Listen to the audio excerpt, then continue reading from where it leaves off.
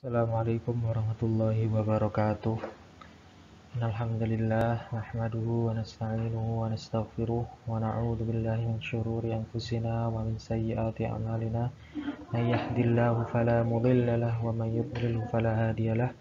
Asyhadu an la ilaha illallah wahdahu la syarika lah wa asyhadu anna Muhammadan abduhu wa rasuluh la nabiyya wa la rasula ba'dah. Rabbi shrah li sadri wa yassir li amri wahlul 'uqdatam min lisani yafqahu qawli, amma ba'd. Selamat pagi anak-anakku sekalian.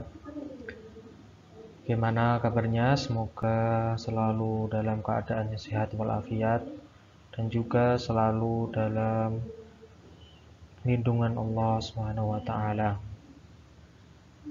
Di sini Bapak sebagai guru praktek lapangan yang akan membantu Bapak Hanif dalam menyampaikan materi pelajaran pendidikan agama Islam untuk kelas 10.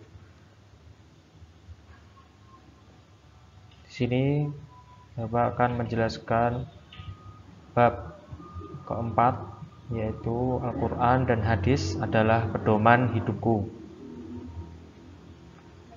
Dalam bab ini akan terdiri dari beberapa subbab, yaitu pertama dari Al-Quran itu sendiri, mulai dari pengertian, kedudukan, serta kandungan hukum yang terdapat dalam Al-Quran. Kemudian yang kedua yaitu hadis atau sunnah, dimulai dari pengertian, kedudukan, dan juga kandungan hukum yang ada dalam hadis. Dan untuk bagian ketiga yaitu adalah ijtihad. Saya harapkan anak-anak bisa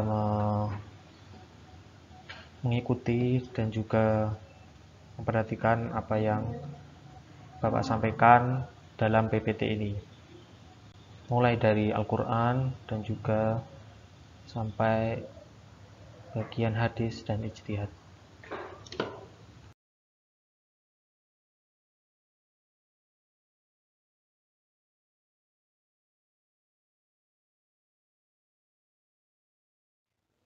Ya, baik. Bagian pertama kita akan membahas mengenai Al-Quranul Karim. Yang pertama yaitu pengertian Al-Quran itu sendiri.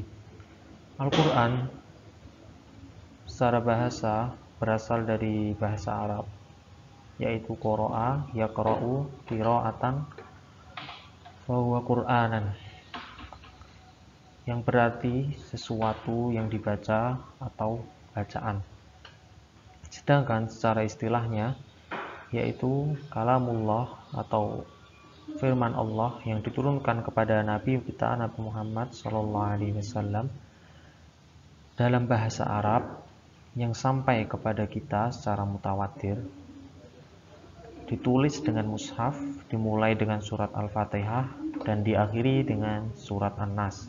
Membacanya itu dihitung sebagai ibadah, mendapatkan pahala, dan juga Al-Quran itu sendiri bagi Nabi Muhammad sebagai mukjizat Nabi Muhammad dan sebagai hidayah atau petunjuk bagi umat manusia. Seperti yang Allah firmankan dalam surat Al-Isra ayat ke-9, yang bacaannya Bismillahirrahmanirrahim.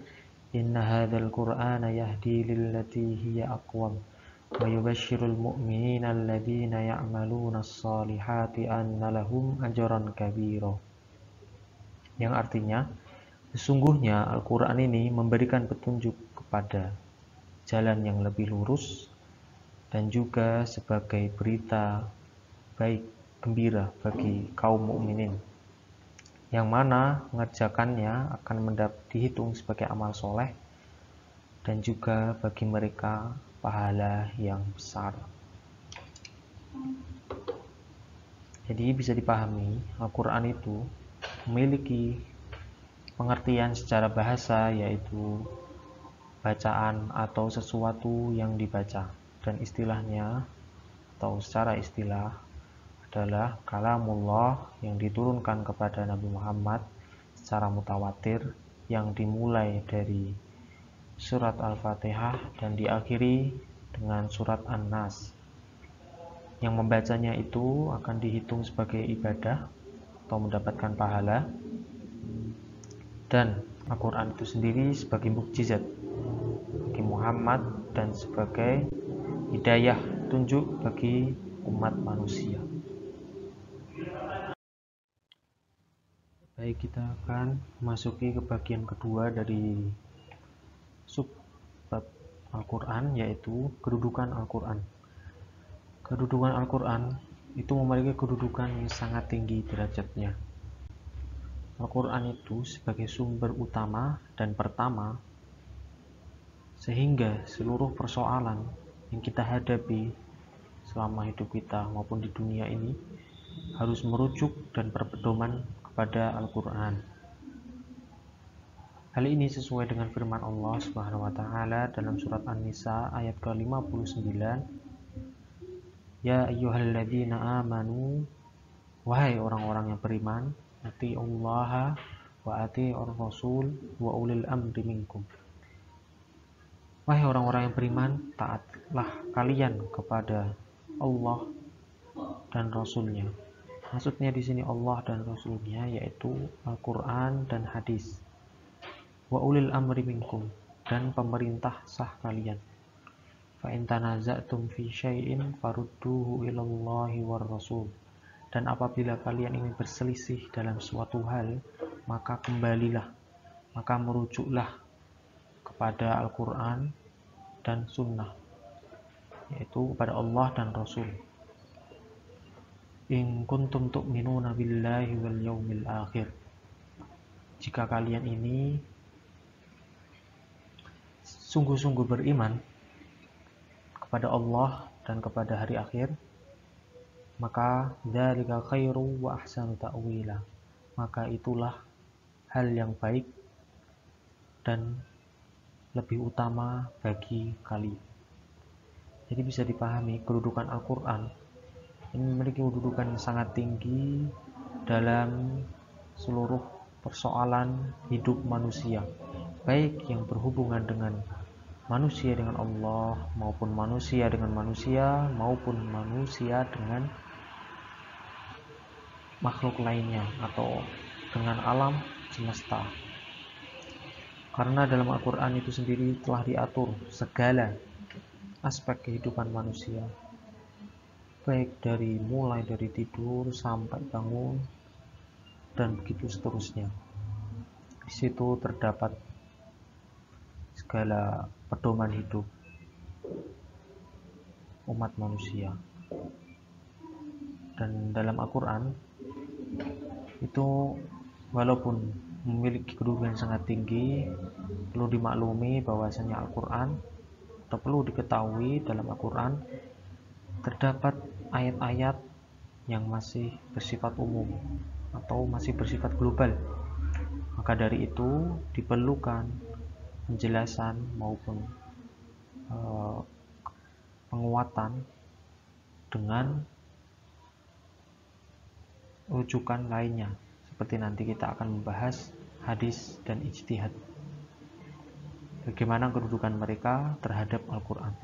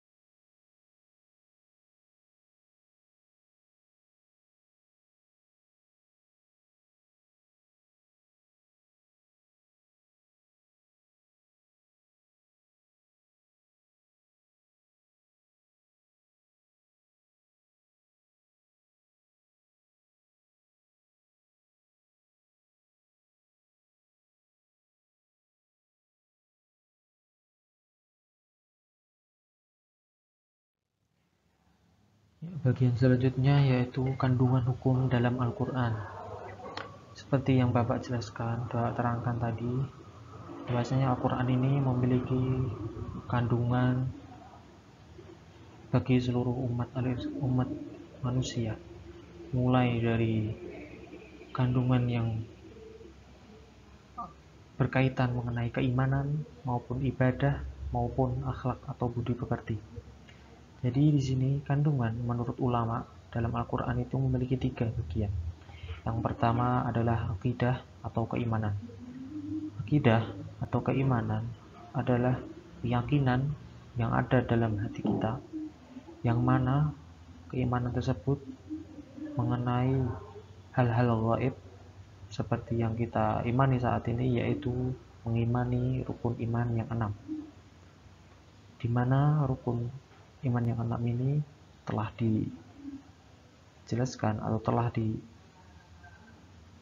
diterangkan pada Al-Quran, mulai dari keimanan kita bagaimana dengan Allah, kemudian keimanan kita terhadap malaikat-malaikatnya, kemudian keimanan kita kepada kitab-kitabnya, dan kemudian kepada Nabi dan Rasulnya, dan kepada hari akhir, dan juga kepada ketetapan qada dan qadarnya. Di situ Al-Quran telah menjelaskan baik secara umum maupun secara rinci keimanan-keimanan kepada rukun iman yang 6 tersebut. Kemudian yang kedua, Al-Quran ini memiliki kandungan yang meliputi ibadah atau syariah. Ibadah di sini memiliki 2 pengertian, yaitu ibadah yang disebut ibadah maghdoh atau ibadah yang penting, dan juga ibadah yang ghairu maghdoh. Di sini ibadah yang maghdoh atau ibadah yang penting yaitu bagaimana ibadah kita kepada Allah Subhanahu wa taala, seperti sholat, zakat, puasa, haji, dan lain sebagainya, yang mana ibadah tersebut hanya kita curahkan, hanya kita lakukan untuk Allah Subhanahu wa taala. Dan yang kedua yaitu ibadah ghairu mahdhah atau ibadah yang sunnah, ibadah yang mubah, yang berkaitan antara manusia dengan manusia maupun manusia dengan makhluk lainnya. Seperti contohnya ibadah jual beli, ibadah atau warisan, politik, kemudian pernikahan, hukum pidana, hukum perdata, dan lain sebagainya. Atau sering disebut dengan ibadah muamalah, yaitu kaitannya antara manusia dengan manusia, yang mana di situ tidak ada keharusan dalam melakukannya. Tapi dalam kehidupan manusia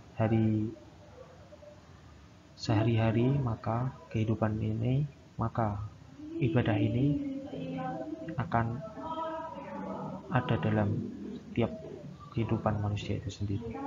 Jadi Al-Quran akan mengatur dan juga menjelaskan seluruh kaitannya ibadah dengan manusia, baik hubungannya dengan Allah dan juga dengan manusia maupun makhluk lainnya. Kemudian yang ketiga, Al-Quran itu sendiri memiliki kandungan, yaitu kandungan akhlak atau budi pekerti. Al-Quran ini berhubungan atau mengandung dengan hubungan akhlak kita, sifat kita, karakter kita. Bagaimanakah sifat atau karakter umat muslim yang harus ada pada diri manusia umat muslim itu? Bagaimana kita ini harus berhubungan dengan manusia, bagaimana kita harus ini berhubungan dengan Allah, bagaimana sikap kita, bagaimana adab kita. Maka Al-Quran di situ menyebutkan banyak hal sekali mengenai akhlak maupun budi pekerti yang harus dicontoh, yang harus dijadikan teladan bagi umat manusia.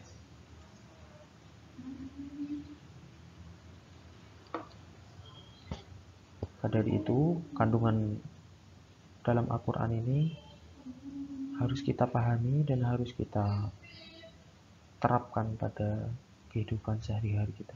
Karena tidak satupun kegiatan maupun persoalan dalam hidup kita ini yang tidak diatur oleh Al-Quran. Maka dari itu, setiap persoalan maupun setiap kegiatan yang kita lalui dalam hari-hari kita, maka alangkah baiknya kita selalu merujuk kepada Al-Quran. Apakah ini sesuai dengan Al-Quran maupun tidak? Karena cerminan hati manusia atau cerminan manusia itu yang terbaik adalah cerminannya Al-Quran dan hadis.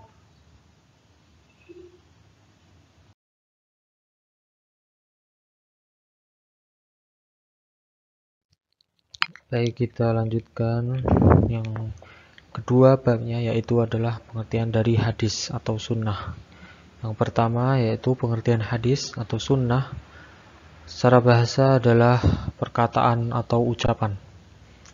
Kemudian secara istilah yaitu segala perkataan, perbuatan, ketetapan atau takrir yang dilakukan oleh Nabi Muhammad SAW semasa hidupnya. Sedangkan sunnah, menurut ulama itu sunnah dan hadis itu berbeda.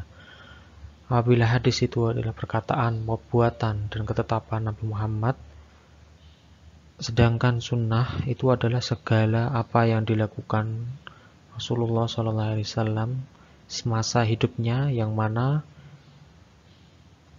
itu akan menjadi sumber hukum Islam atau sebagai teladan kita. Jadi dapat dimengerti bahwasanya hadis adalah perkataan, perbuatan maupun ketetapan yang mana itu dilakukan oleh Nabi Muhammad semasa hidupnya. Sedangkan sunnah itu terkhusus tentang apa yang dilakukan oleh Nabi Muhammad atau gerak-geriknya atau tindak tanduknya yang Rasulullah SAW lakukan semasa hidupnya, yang mana patut kita contoh untuk kehidupan sehari-hari. Kemudian hadis atau sunnah ini memiliki bagian-bagian, terdiri dari 3. Yang pertama yaitu sanad. Sanad adalah mata rantai atau jalur periwayatan hadis, dimulai dari Nabi Muhammad SAW sampai kepada Imam Bukhari atau Muslim misalnya. Jadi dalam sanad tersebut terdapat perawi-perawinya, dimulai dari Nabi Muhammad, kemudian Abu Hurairah misalnya, kemudian dilanjutkan dengan tabi'in, kemudian tabi'ut tabi'in, kemudian sampai ulama generasi selanjutnya, yaitu misalnya Imam Bukhari maupun Muslim maupun yang lainnya. Itu sanad, yaitu mata rantai dimulai dari Nabi Muhammad sampai kepada perawi yang terakhir, misalnya Imam Bukhari maupun Imam Muslim. Kemudian yang kedua yaitu matan. Matan yaitu isi, materi atau redaksi yang ada dalam hadis tersebut. Jadi misalnya dalam suatu hadis terdapat matannya yaitu seorang muslim yaitu lebih baik diam, atau seorang muslim apabila mengimani hari akhir maka lebih baik dia lebih baik diam atau berkata baik, ya, seperti itu. Matannya berarti yaitu seorang muslim yang beriman kepada kepada hari akhir, maka alangkah baiknya dia berkata baik atau diam. Itu matannya atau isi materi atau redaksinya. Kemudian yang ketiga bagiannya yaitu adalah rawi atau perawi, yaitu orang yang meriwayatkan. Misalnya dalam suatu hadis perawinya di situ ada sahabat Nabi yaitu Abu Hurairah, misalnya Aisyah atau Abdullah bin Abbas dan lain sebagainya. Dan yang terakhir, bagian terakhir misalnya ada hadis diriwayatkan oleh Bukhari atau Muslim. Di situ berarti orang yang meriwayatkan hadis yaitu disebut perawi. Ya, kemudian bagian kedua dari hadis yaitu adalah kedudukan hadis dan sunnah sebagai hukum Islam. Hadis sendiri atau sunnah itu memiliki kedudukan kedua setelah Al-Quran, di mana hadis ini sebagai pelengkap, penjelas maupun penguat bagi Al-Quran, di mana dalam Al-Quran tidak dijelaskan secara rinci suatu hukum, maka hadis atau sunnah ini menjadi sandaran berikutnya, seperti yang Allah firmankan dalam surat Al-Hasyr ayat ke-7. Bismillahirrahmanirrahim. Wa ma atakumur rasulu fakhudhuhu wa ma nahakum anhu fantahu wattaqullaha innallaha syadidul iqab. Yang mana artinya, apa yang diberikan Rasul kepadamu maka terimalah, dan apa yang dilarangnya maka tinggalkanlah, dan bertakwalah kalian kepada Allah, sesungguhnya Allah amat keras hukumannya. Dan juga firman Allah dalam surat An-Nisa ayat ke-80, yaitu may yuti'ir rasul faqad ata Allah wa man tawalla fama arsalnaka 'alaihim hafizha. Yaitu barang siapa yang mentaati Rasul maka dia telah mentaati Allah, dan barang siapa yang berpaling darinya maka kami tidak mengutusmu untuk menjadi pemelihara bagi mereka. Jadi dalam ayat kedua ayat tersebut dijelaskan bahwasannya apa yang diberikan Rasul dan apa yang kita taati dari Rasul, maka itu harus kita ambil, harus kita pegang, harus kita teguhkan dalam diri kita. Dan juga apa yang kita taati kepada Rasulnya, maka sama saja kita telah mentaati Allah. Karena apa yang dikatakan Rasul, apa yang diperbuatkan Rasul, apa yang ditetapkan Rasulullah, itu apa yang sudah Allah perintahkan. Jadi Rasulullah itu adalah sebagai pembawa risalah yang mana kita harus taati. Jadi bisa diambil kesimpulan bahwasanya hadis ini sebagai rujukan nomor 2 setelah Al-Quran. Jadi bagaimana Al-Quran ini tidak menjelaskan suatu hukum secara rinci, maka hadislah di sini berperan sebagai penjelas, penguat maupun pelengkap. Selanjutnya yaitu fungsi hadis terhadap Al-Quran. Fungsi hadis ini memiliki beberapa fungsi. Di sini disebutkan bahwasanya ada 4 fungsi, yang mana hadis ini memiliki peran terhadap Al-Quran. Yang pertama yaitu sebagai penjelas ayat-ayat Al-Quran yang masih bersifat umum. Contohnya, misalnya dalam Al-Quran ada ayat yang mengatakan bahwasanya kita harus menegakkan sholat. Tetapi di situ tidak disebutkan sholat itu bagaimana, jumlah rakaatnya bagaimana, rukunnya, syaratnya, dan waktunya. Nah, maka di sini hadis sebagai penjelas ayat-ayat Al-Quran yang masih bersifat umum tersebut. Hadislah yang berperan di sini sebagai penjelasnya. Ada suatu hadis yang mengatakan bahwasanya salatlah seperti kamu melihatku salat. Nah, seperti itu. Dan juga terdapat hadis yang menerangkan mengenai waktu salat itu berapa waktu dalam satu hari. Kemudian jumlah rakaatnya, rukunnya bagaimana, dan syaratnya. Nah, seperti itu. Dan juga yang kedua yaitu fungsinya yaitu memperkuat pernyataan yang ada dalam Al-Quran. Misalnya, seperti dalam Al-Quran terdapat ayat, barang siapa di antara kalian yang melihat bulan, maka berpuasalah. Nah, kemudian ayat tersebut dikuatkan oleh pernyataan suatu hadis, yaitu yang berbunyi, berpuasalah karena kalian melihat bulan, dan berbukalah karena melihatnya. Nah, di situ dijelaskan bagaimana kita harus memulai puasa, kemudian bagaimana kita memulai memasuki bulan baru, bagaimana dijelaskan di situ dalam suatu hadis. Jadi memperkuat ayat yang ada dalam Al-Quran. Kemudian yang ketiga yaitu menerangkan maksud dan tujuan ayat yang ada dalam Al-Quran. Yaitu misalnya dalam surat At-Taubah, orang-orang yang menyimpan emas atau perak dan tidak menafkahkannya pada jalan Allah, maka beritahukanlah kepada mereka bahwa mereka akan mendapatkan azab yang pedih. Nah, ayat di sini tidak menjelaskan atau tidak jelaskan bagaimana maksudnya dari ayat tersebut, maka di sini hadis memiliki peran menerangkan maksud dan tujuan ayat tersebut, berbicara tentang apa maksudnya. Nah, di sini dijelaskan hadisnya yang berbunyi, Allah tidak mewajibkan zakat kecuali supaya membuat atau menjadikan harta-hartamu ini diganti dengan apa yang sudah kalian zakati. Nah, jadi di sini dijelaskan bahwasannya Allah akan mengganti, akan menyimpan atau akan memberikan balasan bagi siapa saja orang-orang yang menafkahkan atau mewajibkan zakatnya untuk diberikan kepada yang berhak. Nah, maka di sini dimaksudkan untuk menafkahkannya emas dan perak itu yaitu untuk dizakatkan. Nah, di sini hadis berperan sebagai menerangkan maksud dan tujuannya.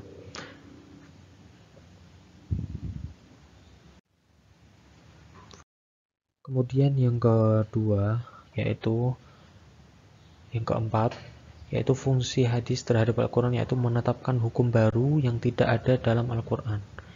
Maksudnya itu apabila dalam Al-Quran ini tidak ada hukum suatu persoalan, maka diambil dari hadis. Yang mana hadis ini tentunya harus sesuai dengan hukum-hukum yang ada dalam Al-Quran. Misalnya dalam Al-Quran tidak disebutkan bahwasanya bagaimana hukum laki-laki yang menikahi saudara perempuan istrinya, misalnya.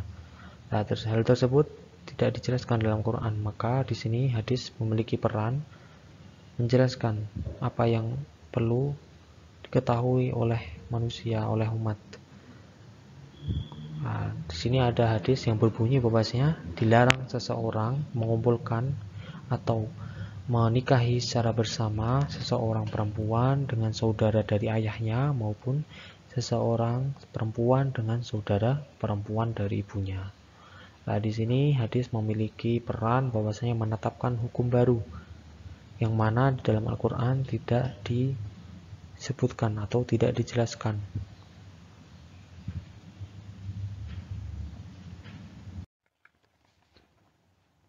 Ya, selanjutnya yaitu macam-macam hadis. Di sini hadis memiliki macam-macam, ada 3 macam dan ada beberapa anakannya. Di sini hadis yang pertama yaitu hadis mutawatir. Hadis mutawatir ini adalah hadis yang mana hadisnya ini diriwayatkan oleh banyak perawi atau banyak perawi, mulai dari kalangan sahabat, kemudian tabi'in maupun tabi'ut tabi'un dan seterusnya. Hadis ini memiliki perawi yang biasanya lebih dari 100 perawi dalam setiap sanadnya, setiap jalurnya. Seperti contohnya hadis Rasulullah SAW dari Abu Hurairah yang berbunyi yaitu man kadzdzaba alayya muta'ammidan falyatabawwa maq'adahu minan nar. Ya, hadis ini adalah hadis yang ditetapkan sebagai hadis mutawatir. Kenapa? Karena dalam hadis ini diriwayatkan menurut ulama diriwayatkan oleh lebih dari 100 perawi. Maka dari itu hadis ini dapat disebut sebagai hadis mutawatir. Hadis yang kuat, hadis yang tidak diragukan lagi kesahihannya karena telah diriwayatkan lebih dari 100 orang. Jadi bisa dipahami hadis mutawatir ini adalah hadis yang memiliki perawi banyak atau minimalnya yaitu lebih dari 3. Kemudian yang kedua adalah hadis masyhur. Hadis masyhur ini hadis yang diriwayatkan oleh 2 orang atau lebih dari kalangan sahabat, kemudian tabi'in, kemudian tabi'ut tabi'in dan seterusnya. Dan pada setiap tingkatan sanadnya, mulai dari sahabat, tabi'in, tabi'ut tabi'in dan ulama seterusnya ini, mereka ini tidak bersepakat untuk melakukan dusta. Jadi hadis masyhur ini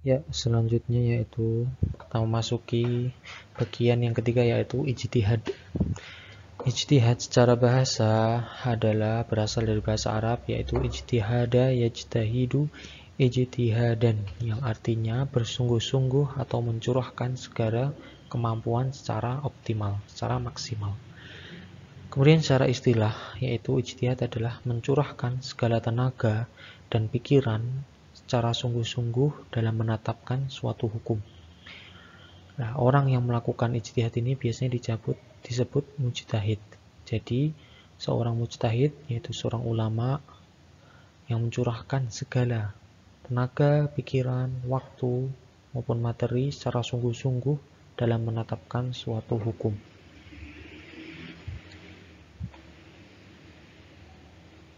Jadi bisa dipahami, ijtihad adalah upaya seseorang atau upaya mujtahid untuk menetapkan suatu hukum.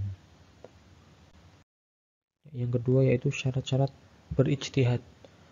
Orang yang melakukan ijtihad itu tidak boleh sembarangan seperti orang yang hanya berkomentar dalam kehidupan atau dalam dunia maya. Orang berijtihad ini berkaitan dengan ilmu agama atau ilmu yang berhubungan dengannya suatu hukum. Nah, di sini orang yang berijtihad atau seorang mujtahid harus memiliki syarat-syarat agar dia dapat berijtihad. Yang pertama yaitu memiliki pengetahuan yang luas dan mendalam. Memiliki pengetahuan yang luas terkait suatu hukum dan mendalam. Selain dia luas, memiliki pengetahuan yang luas dan harus mendalam juga.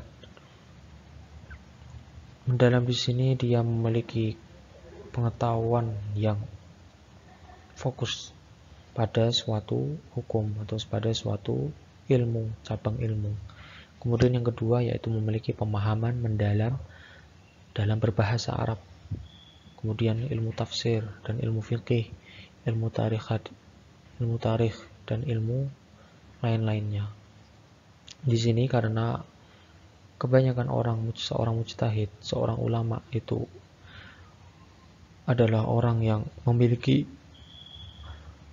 pengetahuan atau memiliki kemampuan berbahasa Arab, maka seorang mujtahid harus juga memiliki pengetahuan yang dalam mengenai bahasa Arab.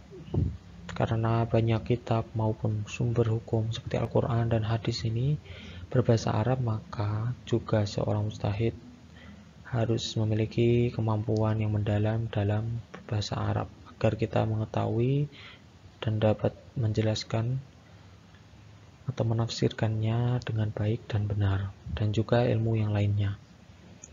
Ketiga yaitu memahami cara merumuskan hukum atau istinbat, yaitu memiliki kemampuan bagaimana merumuskan suatu hukum. Apakah ini hukum ini apabila memiliki sumber atau hujah ini dapat dihukumi sebagai hukum yang wajib, sunnah, mubah, makruh ataupun haram. Nah, di situ seorang mujtahid harus memiliki kemampuan dalam merumuskan suatu hukum. Kemudian yang keempat, memiliki keluhuran akhlak mulia. Jadi yang tiga tadi di atas, selain memiliki pengetahuan yang luas dan mendalam, seorang mujtahid ini harus terkenal atau dianggap sebagai orang yang berbudi luhur atau memiliki akhlak mulia. Bagaimana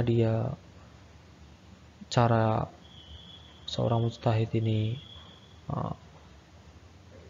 berkomunikasi dengan manusia, kemudian dengan ulama yang lainnya, bagaimana dia cerminannya memiliki akhlak yang mulia harusnya. Kedudukan ijtihad ini memiliki kedudukan derajat di bawah Al-Quran dan hadis. Ijtihad ketika suatu dalam Al-Quran dan hadis tidak dijelaskan tentang suatu hukum, maka di sini ijtihad memiliki peran untuk menjelaskan, menerangkan, dan menguatkan apa yang tidak ada dalam Al-Quran dan hadis. Nah, nanti kita akan belajar macam-macam ijtihad ini apa. Nah, di sini terdapat macam-macam ijtihad, di mana ijtihad ini memiliki 3 macam atau 3 bentuk. Yang pertama yaitu ijma. Ijma adalah kesepakatan para ulama ahli ijtihad dalam menentukan suatu hukum. Jadi misalnya ada ijma antara ulama, antara imam Hambali, Imam Syafi'i, Imam Malik, Imam Abu Hanifah. Nah, ini menentukan atau memiliki kesepakatan bahwasannya suatu hukum ini memiliki sifat yang wajib, sunnah, makruh maupun haram. Nah, contohnya misalnya pada masa sahabat memiliki kesepakatan bahwasanya mengumpulkan lembar-lembar yang telah dikumpulkan dari Nabi Muhammad atau Rasulullah SAW untuk dikumpulkan sebagai suatu mushaf yang kita sebut sebagai sekarang ini mushaf Al-Quran. Itu misalnya ijma, yaitu kesepakatan para ulama. Kemudian yang kedua bentuknya adalah qiyas. Qiyas adalah ijtihad dalam mempersamakan atau menganalogikan suatu hukum yang tidak terdapat dalam Al-Quran dan hadis dengan yang sudah ada dalam Al-Quran dan hadis karena kesamaan sifat maupun karakternya. Jadi contohnya agar lebih mudah dipahami yaitu menyamakan atau menganalogikan hukum khamar itu dengan minuman keras yang ada pada saat ini, atau dengan narkoba, atau dengan obat-obatan yang dilarang. Nah, di mana dalam Al-Quran khamar ini dilarang karena dapat memabukkan atau karena dapat menjadikan seorang ini tidak khusyuk dalam sholat. Nah, maka kita bisa analogikan, kita samakan karena sifat dan karakternya dengan apa yang ada sekarang ini, minuman keras atau obat-obatan terlarang, narkoba. Nah, kita bisa samakan. Nah, ini disamakan yang disebut dengan qiyas. Nah, maka hukumnya sama. Khamar ini adalah haram, maka minuman keras maupun obat-obatan dan lain sebagainya yang dilarang pada saat ini yang dapat memabukkan, yang dapat menghilangkan kenalaran seseorang, bisa mengganggu terutama dalam hal ibadah dan memberikan kemudaratan kepada orang lain, maka ini hukumnya adalah sama dengan hukum khamar, yaitu haram.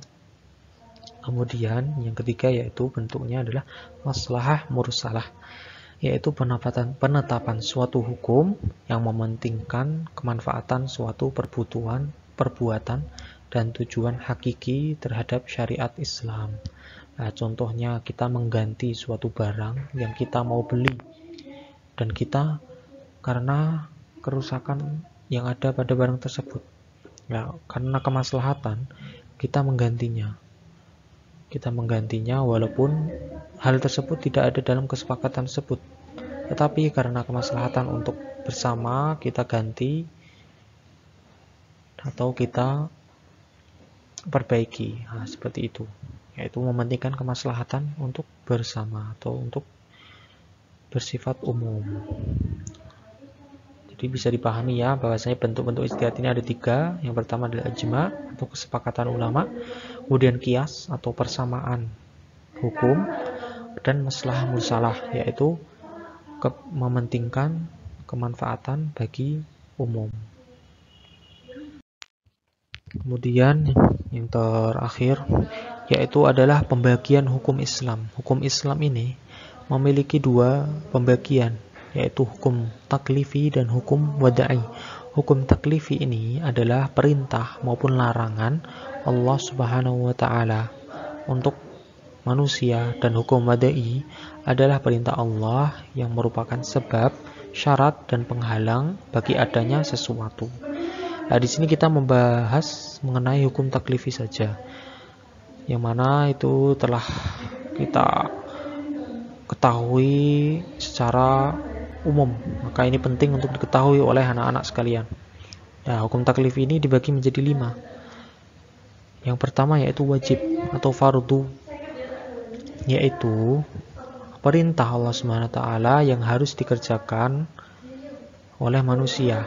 Konsekuensinya wajib, suatu hukum yang dihukumi dengan wajib atau fardu adalah apabila dikerjakan dia mendapatkan pahala atau ganjaran dan apabila ditinggalkan maka pelakunya akan mendapatkan dosa. Contohnya seperti sholat wajib, zakat, puasa, dan lain sebagainya yang hukumnya itu dihukumi dengan wajib atau fardu.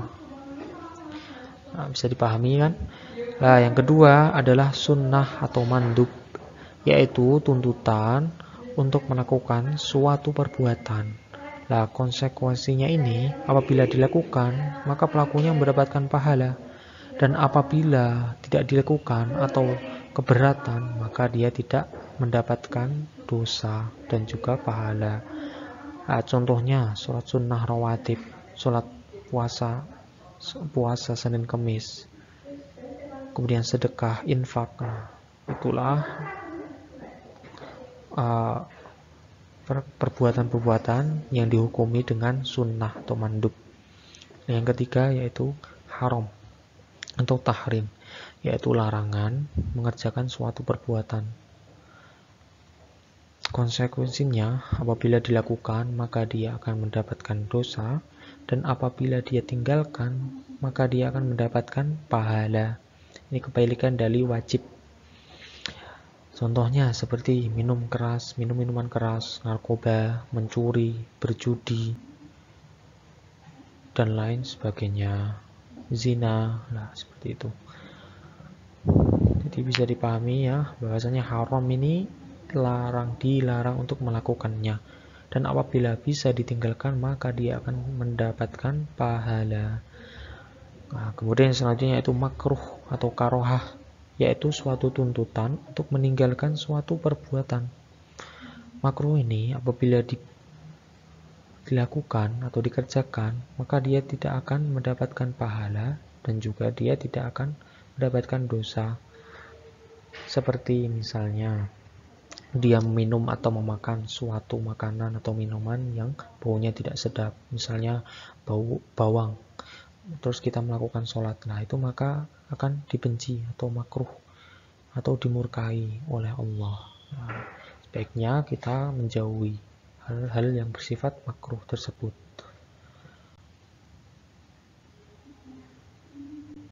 Nah, kemudian selanjutnya yaitu mubah atau al-ibahah, yaitu perbuatan yang boleh dikerjakan dan boleh ditinggalkan. Konsekuensinya apabila kita meninggalkan maupun mengerjakan maka kita tidak mendapatkan apa-apa, pahala maupun dosa. Seperti misalnya kita makan roti, minum susu, main bola, main HP, menaiki pesawat. Nah, itu hal-hal yang bersifat mubah. Jadi bisa dipahami ya teman-teman, mubah ini tidak haram, tidak wajib, tidak sunnah maupun tidak makruh. Jadi hal yang boleh aja, selama hal tersebut tidak keluar dari ketentuan Al-Quran dan sunnah.